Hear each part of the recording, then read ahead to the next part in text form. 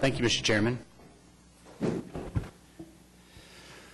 We are going to pick up where we left off last month. I know last month we spent quite a bit of time on introducing concepts and talking a lot of detail about PCIs, pavement condition indexes, and ADTs, average daily traffic. And so what we're hoping this morning as we look at streets is to start that decision-making process on determining what's most important and really starting to look at prioritization itself.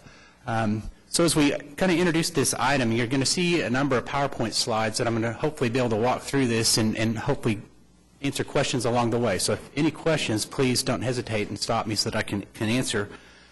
But recall, we have very lengthy project lists. I'm going to speak just about streets right now. We have a streets list that's over 1,000 projects long, and we're simply not going to be able to fund that entire list. And so through prioritization, we can make sure that we rank that list properly for this advisory board to consider. That's actually the goal that we'd like to do this next month, is with your input this morning, bring back to you a project list that will expand upon the 16 projects you've previously recommended and were actually approved by the City Council this past Tuesday. So those first official 16 early start projects were recommended, approved, and so we'll be very soon issuing work orders on those. We do have streets in two categories, and as we talk about the prioritization criteria, we're going to separate those into residential, and we're going to separate those into arterial. So I just want to make those 2 points as we kind of get ready to move this forward. So again, the need for prioritization is the lists are very lengthy. We've got to create lists. There'll be a list for arterial, and there'll be a separate list for the residential. So there'll actually be 2 streets lists. They won't be all combined into one.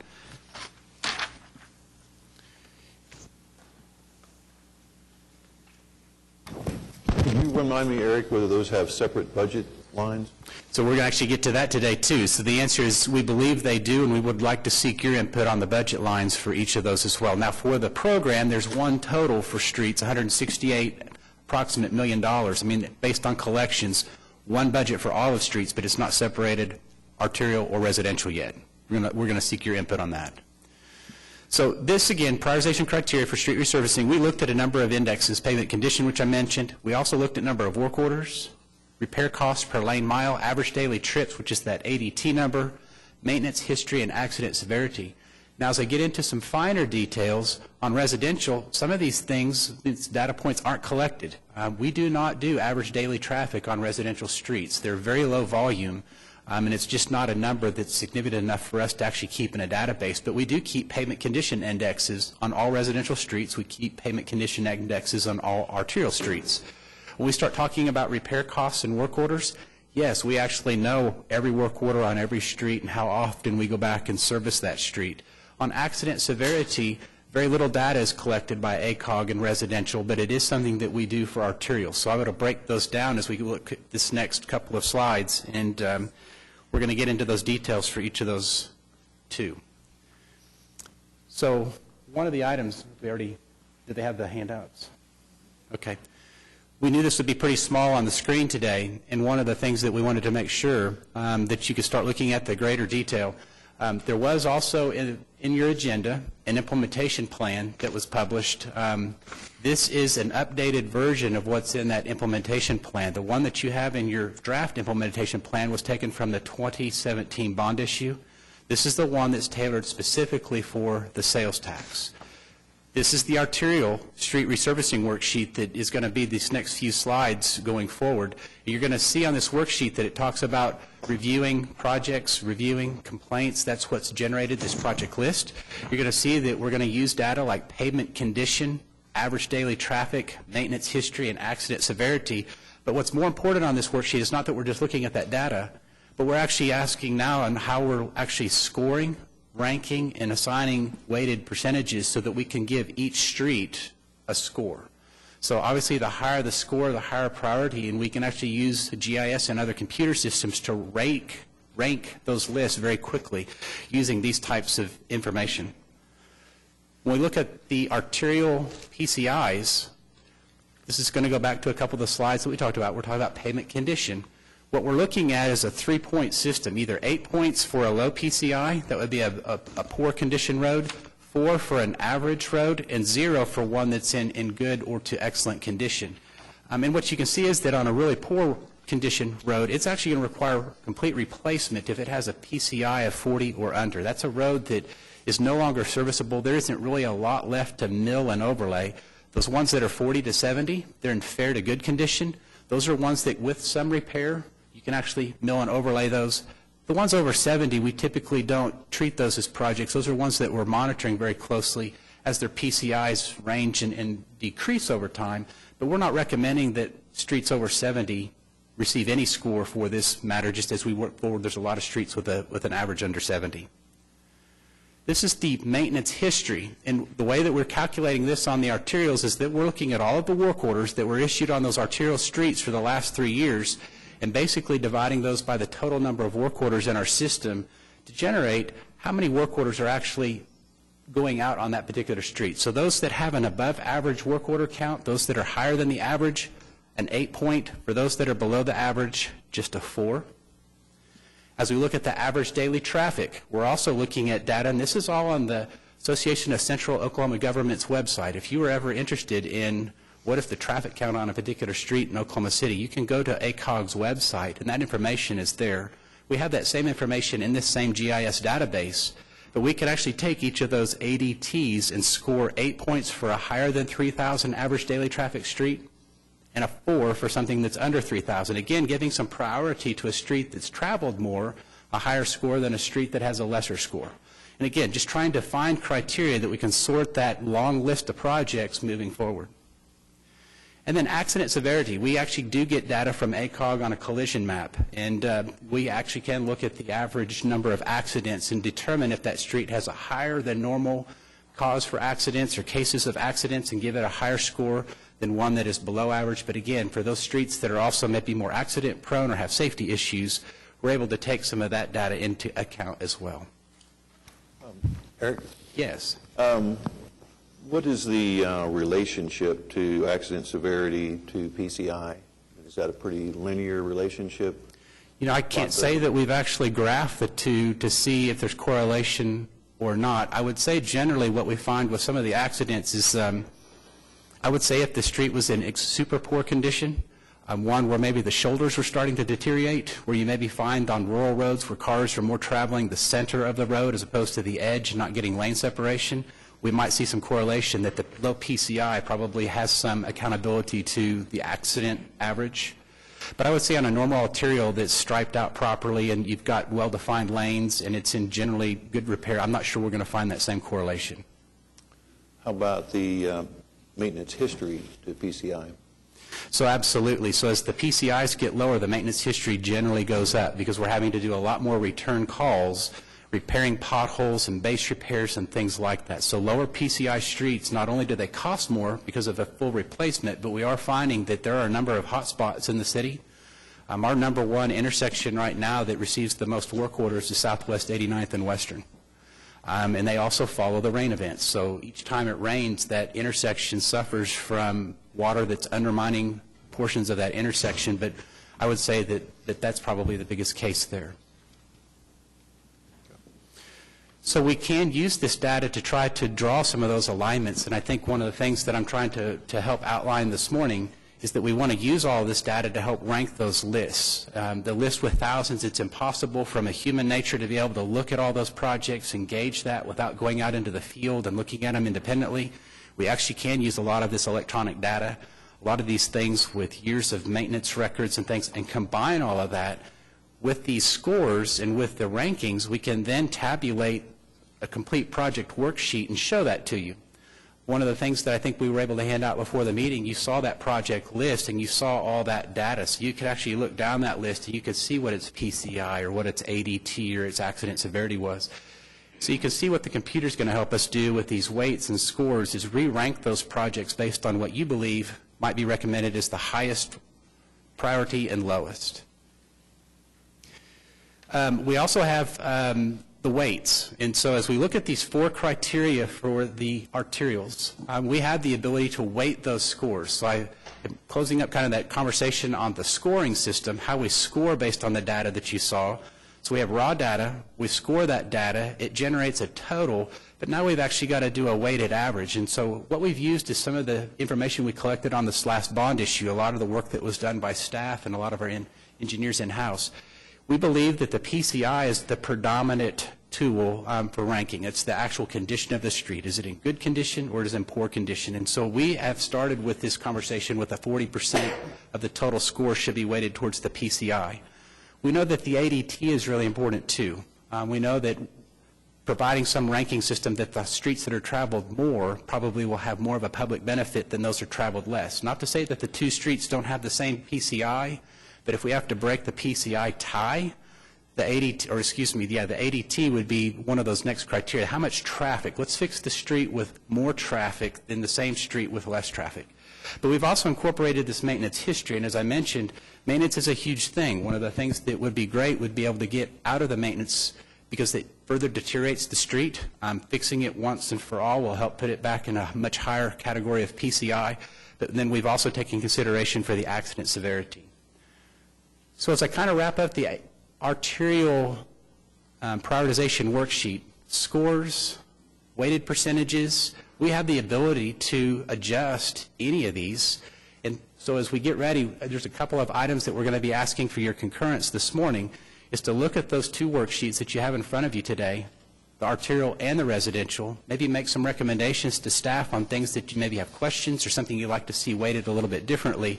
We can make those adjustments so that when we come back next month, we will actually have a final prioritization worksheet, but then we'll also have a ranked list that's ready to go so that we can make some decisions moving forward on new projects. Are there any questions at this point? This is the arterial. The residential I have not gone through yet, but it's going to be a little bit similar to the arterial, but I want to go through that next if no further questions on this item. Council had, excuse me, the council did approve the first 16 projects in the first meeting? They have. Which is about 18.9 million? Correct, yes. And are those mostly arterial? They are all arterial. Okay. They're all arterial, and it's just as a reminder, they were the top arterials scored out of the 2017 bond issue, the top two arterials in each of the 8 wards, coming from the bond ranking system. And again, this ranking system is very similar to the bond. We have adjusted it slightly for the sales tax because the sales tax is slightly different. One of the examples is something that you probably saw that was in the back of your packet. We don't have two differentiations between a 2-lane and a 4-lane arterial. We're looking at just one arterial worksheet for the sales tax. The bond looked at both.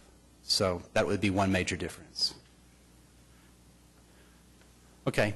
So I'm going to go through the residential, and then we'll wrap up some additional questions. So the residential, again, it's the second worksheet. Now this worksheet is going to go into what we call the implementation plan once we get our final approval, and this is going to be that guide so that staff knows how to rank these projects based on advisory board recommendation.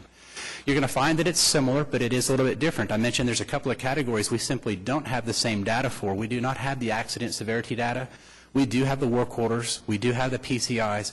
We don't have the ADTs in this case, the average daily traffic or the traffic counts. But you're going to see the process is generally the same. Review the complaints to help generate that project list, determine those payment condition indexes, and if you'll recall, we are able to get condition index numbers annually now, so we're going to be able to update those condition indexes regularly. And then it's assigning those point systems and then the benefit value, and then we can move forward to implementation at that point.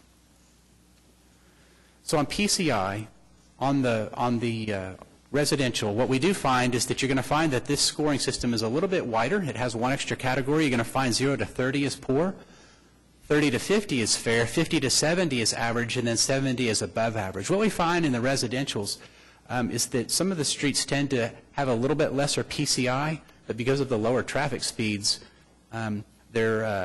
their perception of being a poor street isn't quite as high. We do see that the higher the speeds, if you have a pothole or something that's in an arterial street, it's noticed a lot more on an arterial than it is on a residential. Doesn't mean its repair is any less. It just means that we're ranking these in a little bit wider point system to help evaluate those residential streets a little bit better. But again, anything below a 30 is going to be a complete replacement. Between a 30 and a 50, we're going to find significant base repairs. Base repairs where we're going to be cutting significant sections of street out and replacing it, not just a pothole.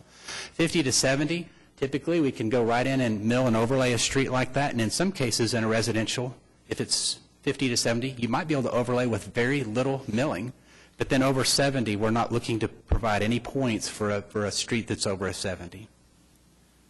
As we look at maintenance, you're going to find that in the residential, we're going to look at maintenance from two categories to help paint that best picture of the priority for the residential street. The first is going to be that maintenance cost per lane mile. So in residential, one of the things that's really difficult for a contractor, we could actually take a residential map and we could say in a particular neighborhood there are 2 streets that need to be resurfaced. It's really difficult in a contracting world to have just 2 short streets in a residential to go out and fix just those 2. In residential, we have to look at square miles or quarter miles, and we can average areas. But contractors are needing much larger work to be able to actually go in. I mean, obviously their goal will be to resurface everything, and we're not necessarily recommending that we have to resurface every street in an entire neighborhood, but as we look on a square mile basis, it helps us get that better picture instead of street by street. So what you're going to find here is that we're looking at maintenance costs per mile.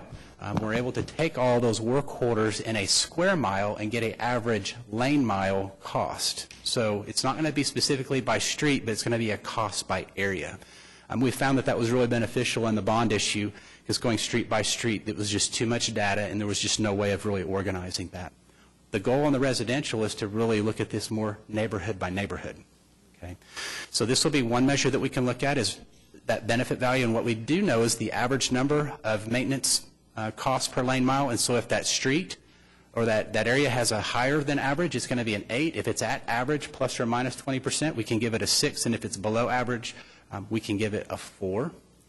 We have a second maintenance history that we can look at, which is just the total number of work orders. How often do we just go out? Not how much does it cost, but how much are we going out into a neighborhood and making repairs? And this measure is really geared towards that. So we do find that certain neighborhoods are subject to more repairs, but they might be smaller. Some others just have a higher dollar value. Just looking at those two separately and independently, this is that second measure. And we're going to look at 3 years of data. So this will be a 3-year average. And again, we'll assign points to 8 if it's above average, 6 if it's average, and 4 if it's below. And then these would be those weights. And so again, where we put a lot of emphasis on the actual PCI, this would be the average PCI for those areas. Again, it's very difficult to look at individual PCIs and individual residential streets because it would be hard to fix just one street. Economically. It is possible to fix one street, but the economics go up if you have to mobilize a contractor. But looking at 50% as a starting point for the PCI, and then we split the maintenance history cost, and then total number of work orders, 25% each. So, to really wrap this up just a little bit, you have 2 prioritization worksheets that are in front of you. They use the 2017 bond issue as a starting point for us to make this recommendation to you today. The numbers that I've shown you in the draft that are in this PowerPoint, what's also been handed out, are really our recommendation or our starting point. But staff is ready to engage in a dialogue this morning if you see some items that you'd like to see differently, maybe something that you have from questions, anything that I can answer as we get ready to ask that we move forward with this plan. Eric, I have a question. On the stuff information that you emailed us, there's one information sheet that is City of Oklahoma City 2007 bond project list for arterial resurfacing. And there's 17 that are in a light green color. Is that a priority? That's the light green? I believe those may be the 16 early start projects. Those are? Yeah. So those are the ones that were the early starts that have already been selected that we're going to progress very quickly forward. So what's left on that list are the remaining projects that are in the 17 bond.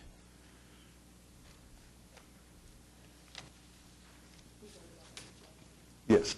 Yes. I thought we had 16, but I counted 17 on that. That's where I was. Let me double check. Confused. Maybe we've inadvertently highlighted an extra project. There are just 16 that were early.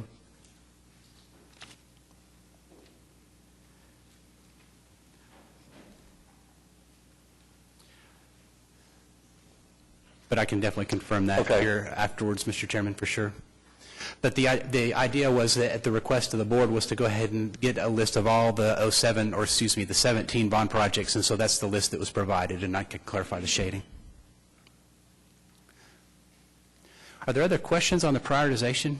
Are there any thoughts or any recommendations for potential adjustment or a change?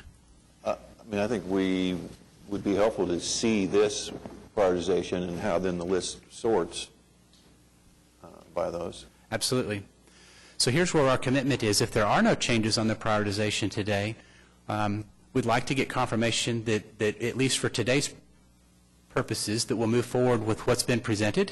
So that would be the concurrence with the sheets today. That doesn't mean your final approval. What I can do next month then is we can take the input and put that into our system, and next month bring back the prioritized list for consideration by the sales tax. What we will be looking at, unless there's additional direction, is that we will look at projects not on the 2017 bond, unless there's direction for us to do something differently. If you'd like for us to look at the 2017 bond as we did with the first 16, we could, but at this point, we still have a pretty lengthy list that needs consideration. But again, this is a part of the advisory board being able to make those recommendations on how you think it would be best for us to move this program forward. So, Mr. Dixon, I absolutely will bring those back to you next month, and we'll actually have a specific agenda item with those project lists.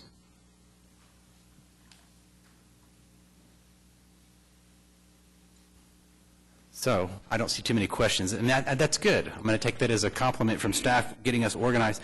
So, Mr. Chairman, I think if we are ready, so if we were looking at item 3A on the agenda today, that's going to complete my presentation.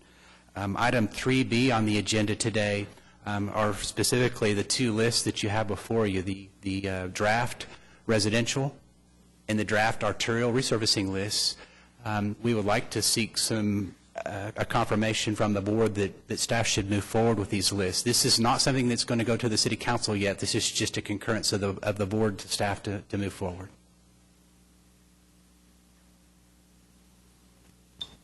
Okay. Folks, we need a motion and a vote on that. It's been moved and seconded. All in favor say aye. All opposed, nay. Very good. Passes. Thank you, Mr. Chairman. I'm going to move to item 3C, and so this is the question that was just asked before I began presenting. And we're talking now about the methodology for residential and arterial. If you would look at the whole city, we talk a lot, and you hear me present sometimes in the community that we have 8,000 lane miles of street. And I think sometimes when I talk about lane miles, it confuses our residents. A lane mile strictly is a lane of road a mile long, and we use that a lot for our estimating purposes. But if you have a 4-lane arterial and it's a mile long, that's considered 4 lane miles. Obviously, it's a cost per lane. One of the things that we're moving towards this year is just talking about miles instead of lane miles. And so if we convert that 8,000 lane miles, this is what it breaks down to. On arterial, we have 1,324 arterial miles, and we have 2,372 miles of residential for about 3,700 total miles in the city. And you'll see those percentages out to the side. So we have about 36% of our streets are arterial, and about 65% are residential. And I use that just as a starting point for this next discussion. And the question was, is there a separate budget for residential, and is there a separate budget for arterial? And there's not. Under this program, there's one budget for all of resurfacing. And so as we get ready to prepare these lists, and we bring these lists to you next month, the question will be, how much do we want to spend on residential, and how much do we want to spend on arterial? One of the things that I mentioned in our workshop is that we're not asking very soon that you approve all the projects for the remainder of the program. I do think what we're going to come to you is, let's approve about 6 months worth of projects at a time. That's going to allow us to then allow additional projects to come onto the list potentially. It also allows for the criteria to be adjusted if we need to adjust criteria. So maybe about every 6 months we'll look at this list. But as we get ready to make this decision potentially next month and the recommendation to council, this is some additional data that I would show you. When we look at PCI, and again, this is that condition index, how good is that street, good or poor? 30% of the streets in arterial have a PCI of 70 or better. So 70 is this kind of goal that we have set as a part of our strategic business planning. Our average right now in Oklahoma City is a 65. If we average all the streets in the entire city, our average PCI is a 65, but that means there's some that are 100 and there's some that are a 0. The average that we're looking at here for a measure is actually 70 being that mark, and only 30% of arterial, 60% of residential are 70 and higher. So if you were generally going to ask that question, where are streets the worst? Generally speaking, arterial are in better condition than those residentials. But as we use that, what we're trying to determine is, on the financial side, how much do we spend on residential and how much do we want to spend on arterial? And I'm going to tell you that it's up to the advisory board to help us determine that and make that recommendation. We can look at splits like 70-30. That would be a very easy thing that we could back up based on PCI data and looking at that 70 as a goal. We could also keep it something very simple as like a 50-50. Just say that half should go towards residential and half towards the arterial side. Or we can pick a different number, 60-40.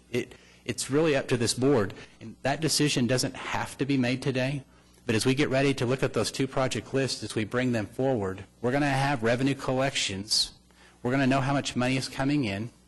We're going to know that we're going to spend approximately $168 million on resurfacing. And so as we get ready this next month, I'm going to bring this question back as to what percentage split would you like to see? What percent allocation would you like to see? And again, this morning, we'd like to open up that conversation or that discussion a little bit as staff prepares its recommendation to you for the next month. And I can bring additional information or additional data, and again, it's not a decision that has to be made, but we'd like a little bit of guidance as we get ready to move forward. Well, it seems like it'd be good to look at the prioritized list first before we allocated it.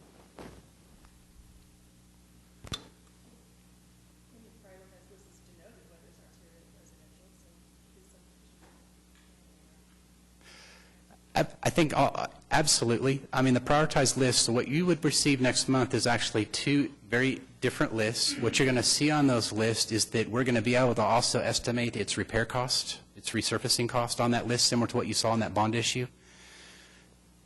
So let me kind of put it in perspective. If the sales tax is going to generate approximately $10 million a month, and we know that $168 million of those dollars are generally going to go towards resurfacing, it's just simply a matter of you're going to have two lists, and they're going to have totals that are going to exceed $168 million when we print those for you.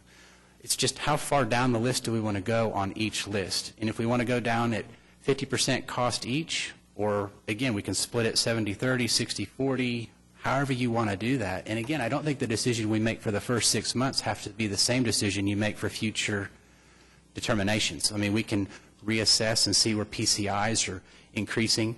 What we can't forget is there's a bond issue that's underway also, and we're going to be doing a lot of bond issue work in Oklahoma City. So when we talk about the Better Street, Safer City initiative, there are street indexes that are going to improve, not just with the sales tax, but with those companion bond projects as well. When you provide the prioritized list, could you add a column that's a cum, so we could kind of look at cutoffs then? It will have a cumulative column, yes. No, we will absolutely, we can do that. So we don't have to make that decision today. And so as we get ready, just keep this in mind for next month. This isn't an item that we have to absolutely know, but as we get ready next month and we have those lists, if the lists are agreeable, you can kind of look at those lists to see how they go down. We can draw a line under each category for a total amount of about 6 months' worth, and we'll bring that recommendation back to you. Are there any questions on the split or the allocation of funds on the two that I could answer? I don't know, but I can get that back to you. Yeah. So I can find that out. I did get clarification on the 17 projects that are on there. Reno Avenue was actually listed twice on there because it's eastbound and westbound. So it's really one project, but it's two on the bond list, but it was one street. So that's the reason it's listed there twice, because it had an eastbound movement and a westbound movement. It was just how the list was created for that particular project. Okay. I did have a question. On the previous slide, you had the residential, so the 40% of streets that would be rated under 70. Is that then on our current list? I would say We do not have every single, I can't confirm that we would have every single street project on the list. The list that we're using is a list that's either through the reports that have been made to the city or through the work orders that we're currently studying, but we didn't actually put every single city street project on the list just to start. Okay. So we are looking at those ones that are those highest priority that have come to us through the community and the citizen concerns. Others that have been added just because they are in such poor condition, but not every single city street's on the list. Okay, thank you. Okay. But if you'll look at the residential list that's provided, majority of those are under 70, so, that are on that list. Well, it was a loaded question. It's going to lean towards when we talk further about the split. But my concern is it's listed as a Community and Neighborhood Enhancement Advisory Board. And I understand the concern about if I can't get to my neighborhood, then that's a concern. But the voters that I talk to in Ward 1 anyway, they think their neighborhoods need improvement. So that's later on when we go to vote for that split, I'll be more in favor of the neighborhoods. But I still understand the concerns for the arterial roads and their upkeep. So that's all I'm concerned about. And I think staff is prepared, if there's additional data or some metric that you're looking for, I mean, we do have a pretty robust system that we can bring additional metrics. This was just one I thought might be helpful today, just to kind of show the condition difference if you looked at averages. But if there's a different item you'd like to see, and I know we don't have a lot of correlation between data points, we can attempt to start doing that, but we haven't run every report possible, and there's just a lot of it, there's a lot of information items we could bring at a future meeting if that was requested. Okay. Well, I very much appreciate the clarification and the guidance on the prioritization worksheets, and it's going to give staff what they need to move forward to prepare for next month. As we go for next month, what you can expect to see is that we'll bring some prioritized project lists, both residential and arterial, for further discussion, but you'll actually see those lists in the sales tax program format that we're looking at today. We can answer additional questions then, and as we get ready to finalize that guidance, we'll prepare you for that position to recommend additional projects that we can then move forward with, because these 16 projects that have been approved, we anticipate most of those being able to be completed this spring and early summer, so we're going to be ready for that next list very soon. Eric, on that, one of the things, since I have little experience in this, is common sense says when we go in and resurface a street, longevity is a key factor, or if it's a street repair done in segments. This first 16 that we have already approved and the City Council has approved, most of that is street resurfacing, is that correct? It's all street resurfacing. So it's all condition improvements.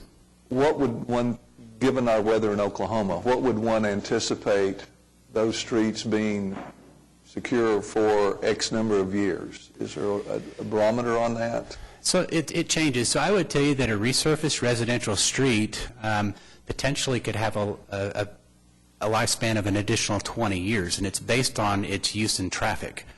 We're finding that there's a lot of 30 and 40-year-old residential streets that are actually in very good condition, but they're starting to do what we call oxidize. That surface material is starting to break down, but the underlying material is in excellent condition. And so being able to remove that top surface of that oxidized street and replace that to recap it, it may get another 20-plus years out of a residential street. Now, in arterial, it's very different. You have a lot higher traffic, typically a lot more truck and weighted traffic that's on those streets. We would like to tell you that we would expect most arterial streets to perform 10 years plus. 20 is probably a stretch. So we're going to have to be back and resurface arterial streets much more frequently than a residential street. We can also resurface residential streets in thinner, what we'll call a thinner mill and overlay than an arterial street that's going to need a deeper mill and overlay. We typically just find more stress and fracture in the top of that pavement. Just again, the difference being we have arterial streets that carry well more than 20,000 cars a day and some residential streets that carry 100 cars a day. I mean, it's just the range of traffic that really has the difference. But I will say that if the street's not properly maintained, and it can be a brand new street, if a street's not maintained and it develops cracks early, if it receives some damage in some way and it's not repaired timely, Water intrusion is really that thing that we're trying to avoid. That's when we see streets deteriorate the quickest, is when they start getting water underneath that pavement. So as you start to see those potholes develop and form, we're starting to get more and more water underneath that pavement, which is difficult. So 20 plus on the residentials and probably 10 plus on the arterials. I have a request, and I understand that we're like looking at the whole city and not specifically to our wards, but because I answer to Ward 4, is there a possible way to add a column and indicate which ward each of these projects remain in? Yeah, let me look at that for us. I know it's really full. Okay, no, Thank you. I'm pretty sure that that's possible, so let me look into that for next month. Okay, you're welcome. Very good. Well, I appreciate this very much. I did get one further clarification. The percentage split on the 2017 bond between the arterial and the residential. Arterial was 53%, and residential was 47% of the total approved. Okay. Thank you very much. Next item is 4 street enhancement projects. A is presentation and discussion on street enhancement criteria. Good morning, Aubrey McDermott again. Nice to see you this morning. We're going to switch gears from the street resurfacings, which seem to be a little bit more quantitative, to street enhancements, which seem a lot more subjective. Last month, when we talked about street enhancement projects, you asked us to show you some examples of different types of street enhancements. One of the things I think that makes this category a lot more confusing and difficult is because we do have to customize the design of a streetscape based on the needs of the corridor. And all of the corridors in Oklahoma City have different land uses on them, serve different functions, have different road widths, traffic volumes, and basically goals for revitalization or for traffic and safety improvements. So each one of the street enhancement projects that makes it to be a sales tax funded project will have a customized approach on the design. I think one of the main things is when we determine the priorities for street enhancements projects, we're going to need to think about that criteria in terms of safety, if we can provide comfort for users to allow people to walk along a corridor and feel safer, to enhance the entire area's safety. Revitalization and economic development is obviously one of the main components of making these improvements to streetscapes for businesses along the side. And a lot of streetscapes would like to utilize elements of streetscape improvements to help establish a character or an identity for the district, or a branding or some kind of physical improvement that notifies people that they've arrived at a place. So those are some of the goals that we would be striving to achieve with our customized approach. And how we do that, you saw this slide last time, was with a toolkit. So these are the different types of enhancements that we could fund through the sales tax. All these different physical features, from doing improved crosswalks to sidewalks. In the design of the street itself, you could move curbs to adjust the bulb outs, where you provide a shorter distance for pedestrians to cross and a little bit of a reprieve for maybe on-street parking to exist. Bicycle infrastructure can be included on a streetscape enhancement project. Of course, landscaping in terms of in-ground street trees or planters, furniture, and even public art. So the examples that we brought to you, some of these examples are here in Oklahoma City and some of them are from other places, but we wanted to show you how these components can help achieve the goals that each corridor might need. So for example, if the corridor really needs some pedestrian safety improvements, that could be in the form of providing very strong and significant sidewalk, crosswalk striping. In some places, there might be a median that is in the street where pedestrians need to cross through, and a cut of that median and a passageway through it would be necessary. And the picture on the right is an example of what a curb bulb out might look like through a sidewalk. In terms of bicycle safety and bicycle facilities, these sales tax funds could put bicycle infrastructure where people will be needing it and using it, and of course the amenities that support bicycle use, like bike racks, could be included on that streetscape project. And there's an array of different types of bicycle facilities that our bicycle pedestrian master plan gives guidance to which bicycle facility is appropriate for the street based on the speed of the traffic, the number of lanes, whether or not there are other conflicts like on-street parking. So different bicycle facilities could be planned for any of the streetscapes that we might be looking at.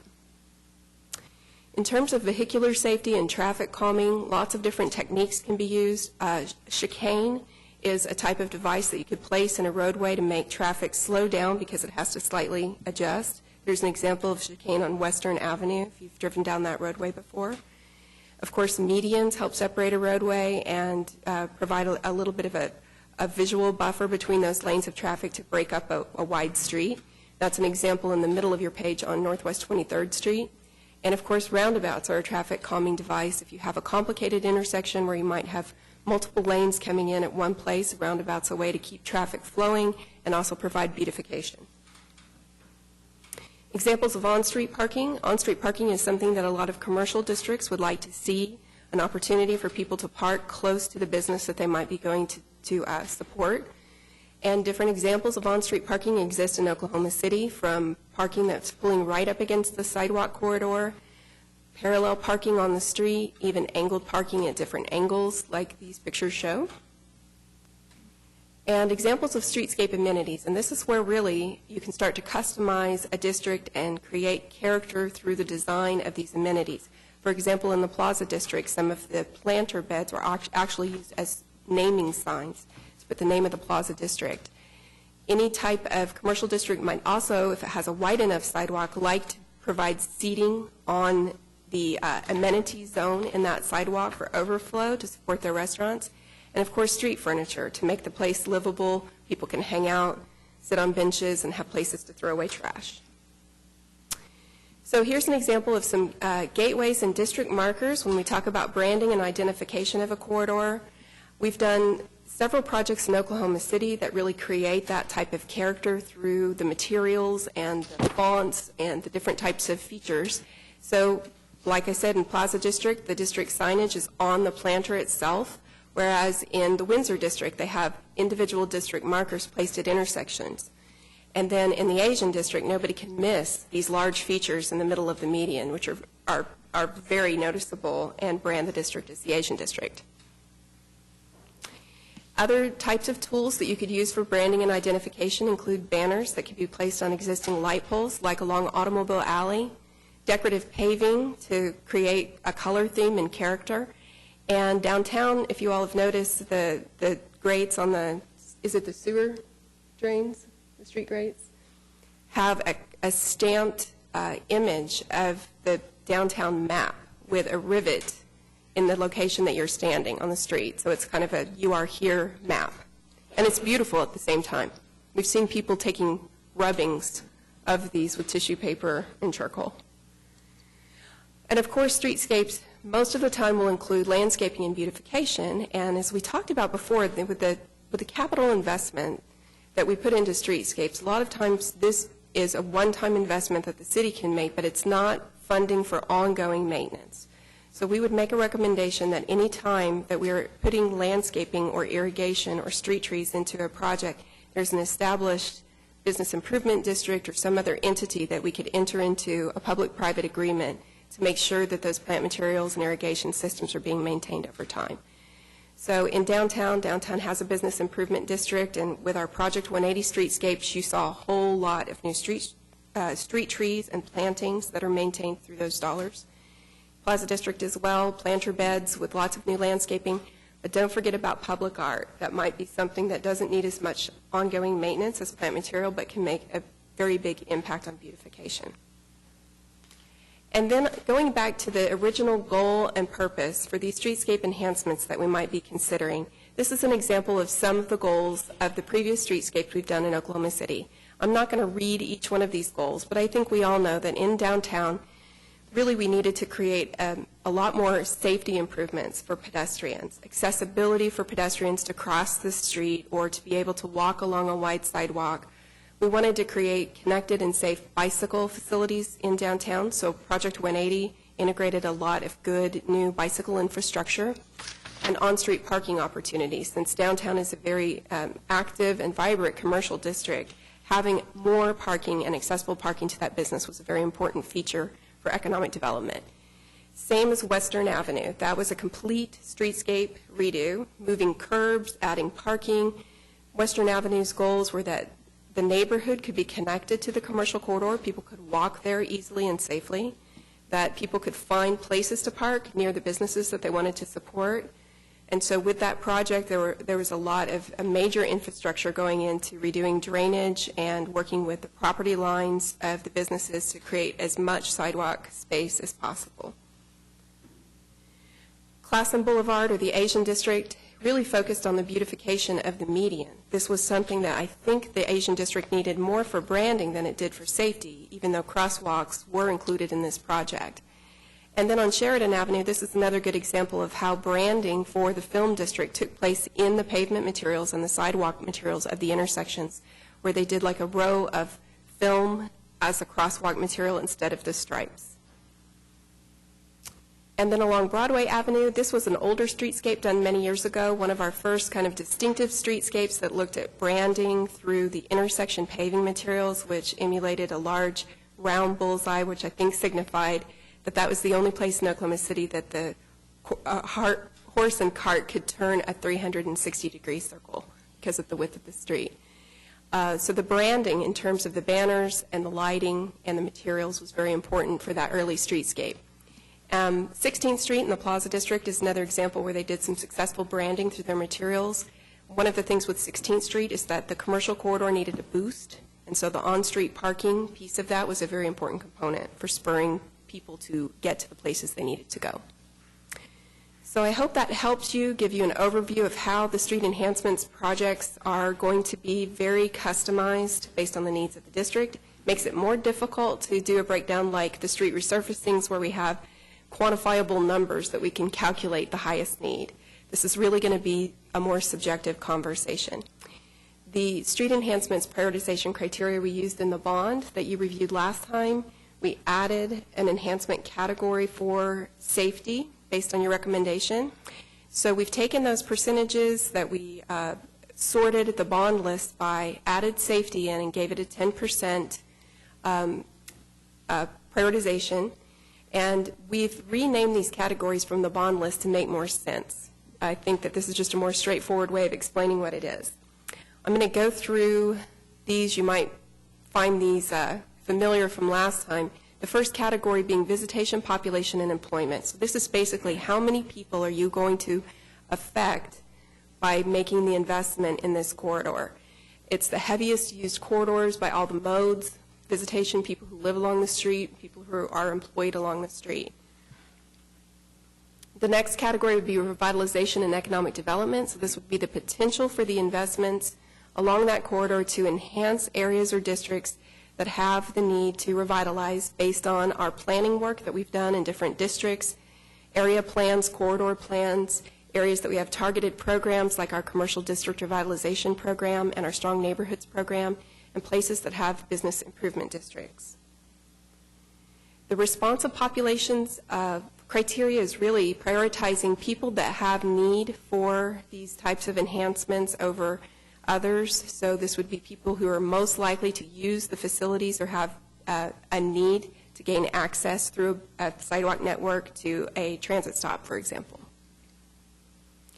And connectivity, we're able to map based on our bicycle pedestrian master plan, looking at the entire network, the entire system of filling in the gaps in our connected bicycle and sidewalk facilities through our street enhancements projects.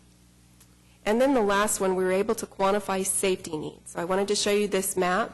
This is also a tool that we use in GIS for the prioritization ranking. So what we were able to measure is the number of traffic accidents along a corridor, and we were able to bring out any of those collisions that had to do with the pedestrian, because we felt that the pedestrian accidents was a very significant part of why we would want to do a street enhancement project. The other one was crime rate. Crime rate sometimes is affiliated with people who maybe lighting might be an issue for people to not feel safe along a corridor, or just eyes on the street and activity on the corridor would help to improve general crime. So you can see the concentrations on this map just help us pull those projects and project areas up to the top. So the sheet that you received, which is our draft sheet based on these criteria, including safety, provides weights for these different categories. These weights are pretty similar to what we used for the bond, although we added another category for safety. So what we are proposing is that we come back, and I assume you'd want to do the same thing. you'd want us to come back with a list using those criteria so you could see the different streetscape enhancement areas and projects we've already identified and where they fall on the map. The other thing is, since the bond list that you received, there are new projects that come out all the time. One new project that's materialized since the bond was the city of Oklahoma City and 3 other communities who share the Route 66 corridor on the west of I-44 are now looking to form a partnership to do some improvements to that roadway. So the Route 66 corridor might be another place we'd want to consider doing a street enhancement project. And it's just an example of why, if we do a look every 6 months and look at the highest priority projects, we'll have an opportunity to filter in other projects as they come forward. So I'd like to get your feedback on the methodology and criteria and weighting, just like Eric did. Yeah, can you maybe add some more detail, like on any of these? Is it on a scale of 1 to 10 and it gets rated, or how's the... It's the same scale, 0 to 8, and some of these criteria, yes, anything that's quantifiable on that 0 to 8 scale is automatically generated by the number. Others are more subjective in terms of, is it an economic development corridor? Does it have potential for that? And we can give the breakdowns of the ranges that we were plugging the numbers into. But there's a number, I mean... Yes, it would be generated on the score sheet and a 0 to 8 scale for each of those categories. And do you already have a long list, or are you looking for us to add new ideas, or... The list that you all received from the GO bond, the unfunded projects list, is the list that we would start with. And we haven't received too many other projects that weren't already on the bond list. But yes, if you have additional projects that are not on that list, we can plug them into the computer, we can run the prioritization on them, and we can continue to keep those lists updated. I have a question. Has the city, excuse me, has the city approached businesses that front a lot of these enhancements for partnerships? You know? Yeah, the program that's managed in the Planning Department office, the Commercial District Revitalization Program, works very closely with a lot of these districts. That public-private partnerships do exist in those, and we have several CDRP areas where we have very strong private support that would like to participate in a program Really? to get more out of what the city's resources can provide. I'm sorry I missed last month. I had the flu, so I missed maybe our discussion about percentages for street resurfacing and percentages for enhancement. So does anybody recall? Are we? Yeah, the street enhancements budget is $24 million. Okay, thank you. And then, of course, the resurfacings is the largest budget at $168. Thank you. The other thing I'd like to say is that I know we're talking about street enhancements early. Street enhancements can include sidewalks and bicycle facilities, and could even include a portion of a trail. Those are also buckets or allocated pots of money with this group to look at. So there's going to be the opportunity to have overlap between the sidewalks and the bicycle facilities budgets and the street enhancements budgets. So since we're not wanting to get really specific about these improvements until we look at everything together and understand and feel comfortable with everything together, next month we're going to bring back some more information and start the discussion about prioritization of sidewalks and bike trails and bicycle facilities as part of our plan that is going to be going through the adoption process over the next couple of months. We wanted to share the background of that plan with you. I think there'd be some opportunities to have some synergies between these different types of projects so that maybe the street enhancements projects could be placed towards things that the bicycle facilities and sidewalks budget wouldn't be able to cover. Do we deal with limited access in any of these improvement districts, constricting traffic? I know we have the bump outs and to reduce speed, but I didn't know if we actually diverted any traffic or if that was ever part of that discussion. I don't believe that we've ever tried to divert traffic. I think that... Oh, yes, years ago we tried to divert traffic. In the streetscapes, trying to take traffic off of the corridor? Yeah, no. In my time at the city, I don't know that we've I can't think of any projects, but I think access management is certainly a design consideration that's on the table. We want to make sure that whatever traffic safety improvements we're making in terms of the distance between drives, those types of things could be a part of the design solution. Thank you. Aubrey, I had a question on the chicane at Western that you referred to. Seems like every time I drive by there, the sign that shows that there's a chicane has been run over by a car. Is the overall consensus that it takes a period of time for people just to become aware of those, that they become a little bit safer? I've heard several people say that that's hazardous. I think that's definitely the issue, is that people start to know that that chicane is there when they drive that corridor and will know to slow down. That is the thinking behind it. And from what I understand, those signs that the district was raising money for maybe not all be in yet, which helps raise the visibility of the chicanes. Is that correct, Eric? I might just comment a little bit. So, yeah, the chicanes on Western, there has been a learning curve, and we've actually made a number of adjustments since the original installation. So the curb nosings and facings have been painted a more bright color than just a traditional concrete curb color. There's been additional signage, but I would say that from the initial day where we had a lot of the curbs being bumped, there's far fewer than there have been, especially in this last year. So we'd like to think that the education has proceeded, and we're not having to go back out and do routine maintenance as we once were over a year ago. So there has been improvement, but it still gets struck periodically. Thank you. Any other questions about this? Would you like to make a recommendation to proceed, as we did on the street resurfacings, to bring back a prioritized list based on these criteria with more information on the point system? I move. So moved. It's been moved and seconded. All in favor say aye. All opposed? Thank you. Thank you.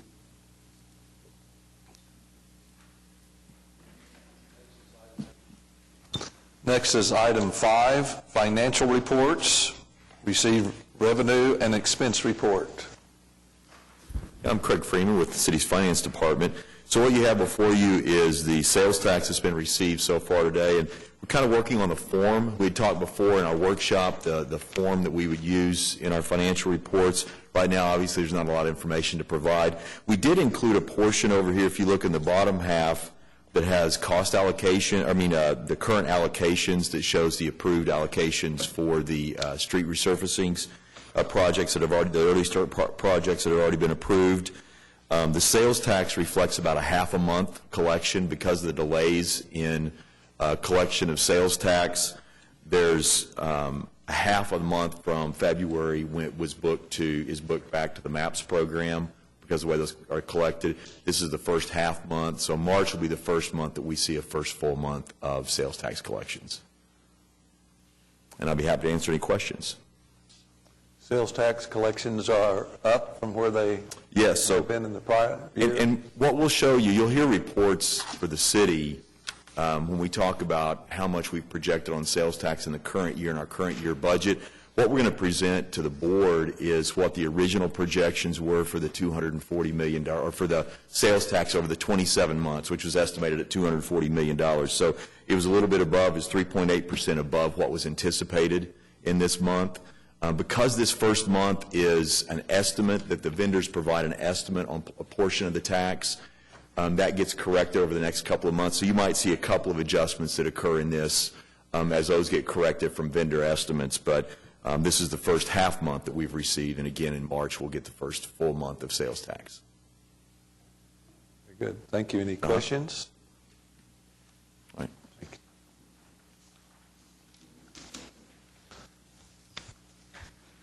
Next item is Director's Report, update on draft implementation plan.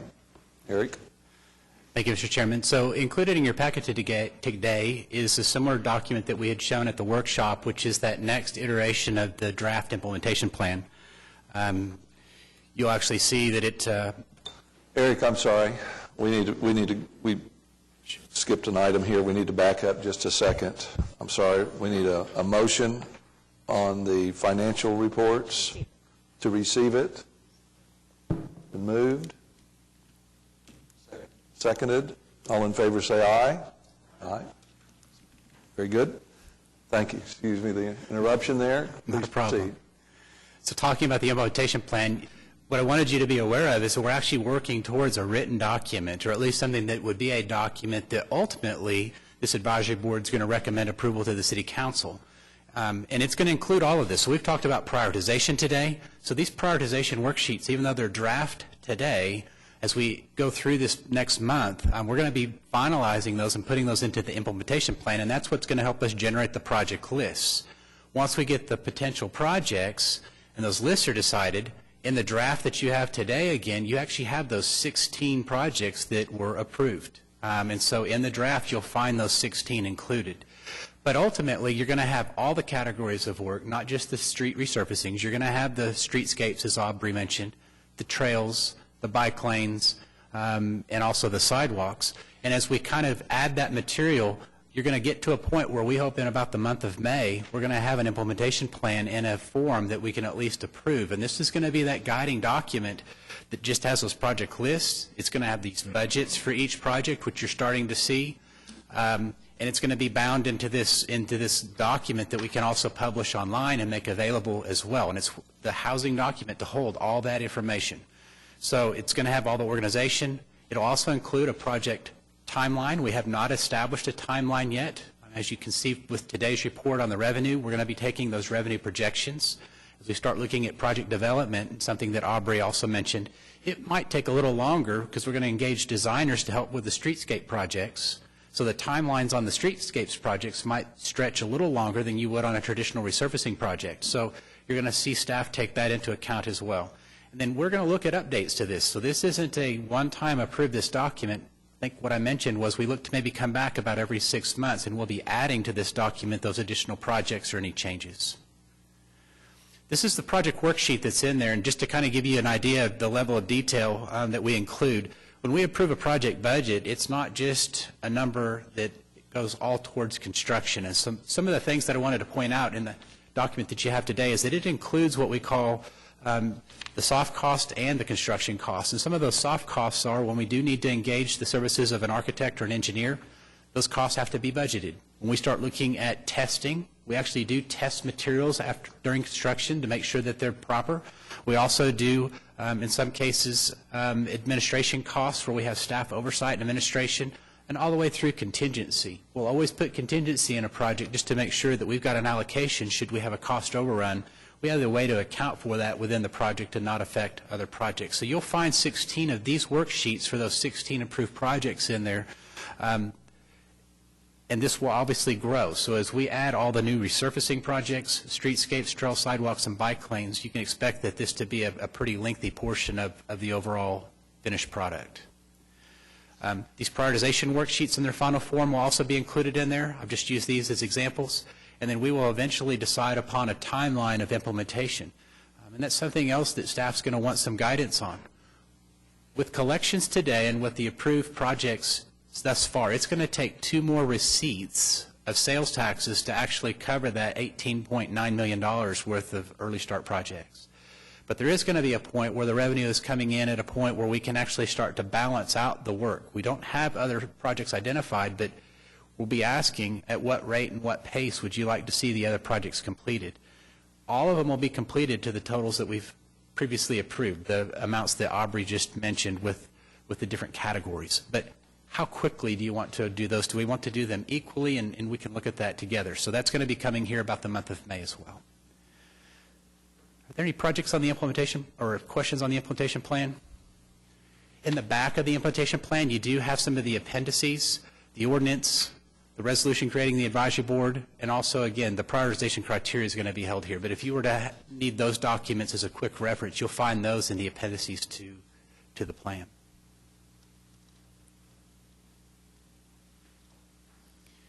Any questions on where we're going to head forward this next month? Okay. Well, one of the things I'm going to show just really quickly, too, with the 16 early start projects coming out, one of the things, and we've talked a little bit about construction and construction signage. We've talked a little bit about how we're going to make sure that when we talk about the Better Streets, Safer City program, we are preparing and have actually put together a couple of the samples. You're going to see 2 levels of signage that are going out in the community. These are for the sales tax, but also for the bond program. But I wanted to kind of show you what the size of these look like, because sometimes they look small, but they're really not quite that small. What you see on the right-hand side, and this is Brock Miner. He is going to be assisting with all of the construction management of our program, overseeing the sales tax.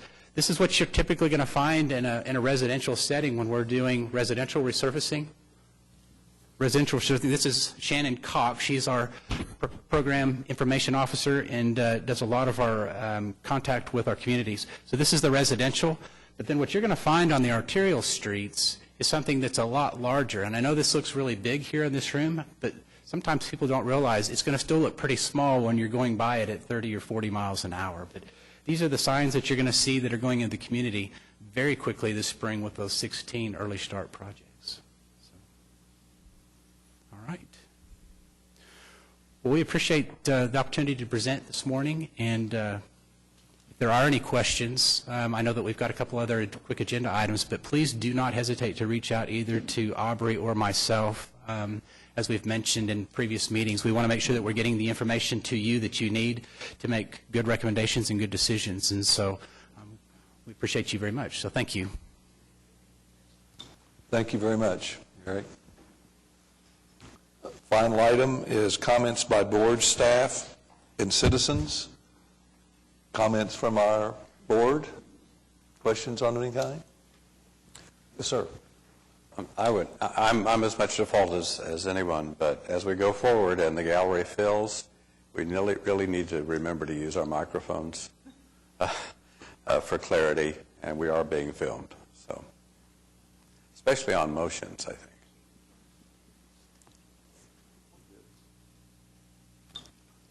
I was going to tell you guys, if you weren't there, we had a groundbreaking, actually a dedication, not a groundbreaking, for the Will Rogers Trail. That's the second of the three MAPS 3 events, the trails that MAPS 3 is paying for. And it's about 8 miles, which connects the Oklahoma River up adjacent to I-44 all the way to Lake Hefner.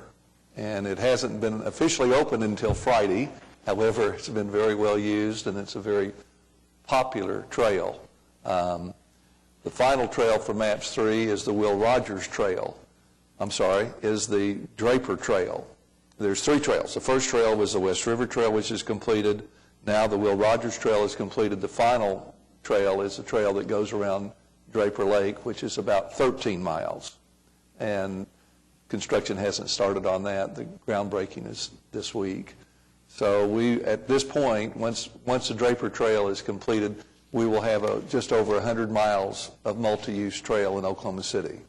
So we have come a long way in a pretty short period of time, and standing out there Friday it's a great sense of pride to see what our city is doing in statements for wellness and health, quality of life. And we have the opportunity, sitting on this board working with these wonderful people from the city, to continue that momentum. And we still have a long ways to go.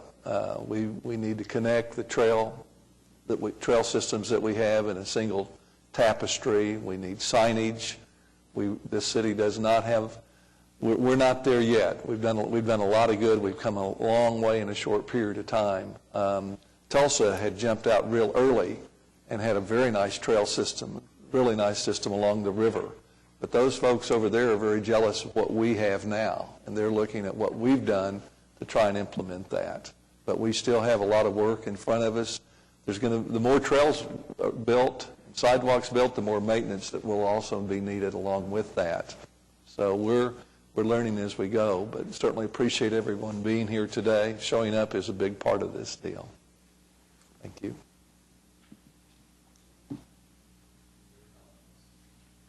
Any other comments? Do we have any citizens that would like to be addressed?